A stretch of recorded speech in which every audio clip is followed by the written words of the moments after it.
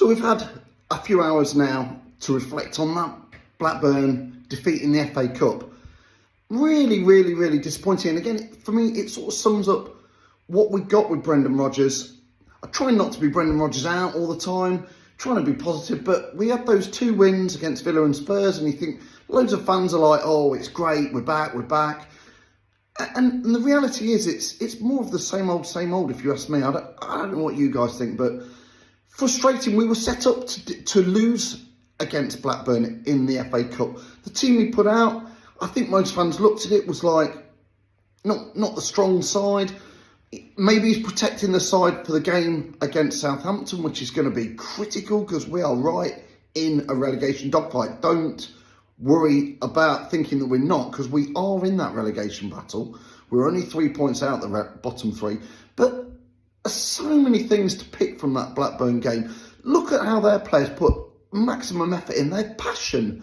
Passion doesn't cost you anything. Passion and effort is free. It should be a given, and they were at 100%, and we just didn't look it. So many bad performances in there.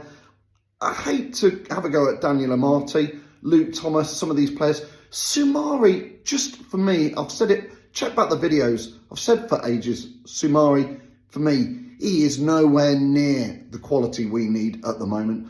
Sadly, Luke Thomas, like him, young lad, don't think he's good enough either. Look at his stats, they were terrible.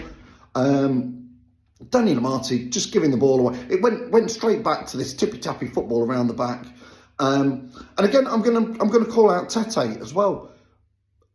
Brazilian flags everywhere, everybody getting excited. I know he had a really good debut at Villa. Not seen anything from him since. We were beating Spurs 2-1, 3-1, 4-1. Didn't see Tete take anybody on. Blackburn, they're a Championship side. If you've got a Brazilian winger who's all that, he should be having a field day. He did one little jink last night, and I thought, oh, maybe this is going to be his night. Nothing more. Iverson, perhaps a bit better in goal than Ward. I don't know, but neither goalkeeper for me is good enough at this level of football. And again, I sound like I'm having a massive moan, but the football club, my understanding is that the tickets were 20 quid for the match. And then I think pretty much on the day of the match, they put the tickets up to 25 quid.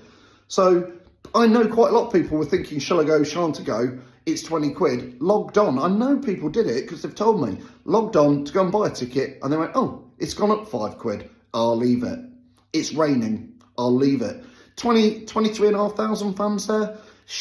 What an opportunity to get the next generation of fans down there. Get the kids in. Get the under-18s in.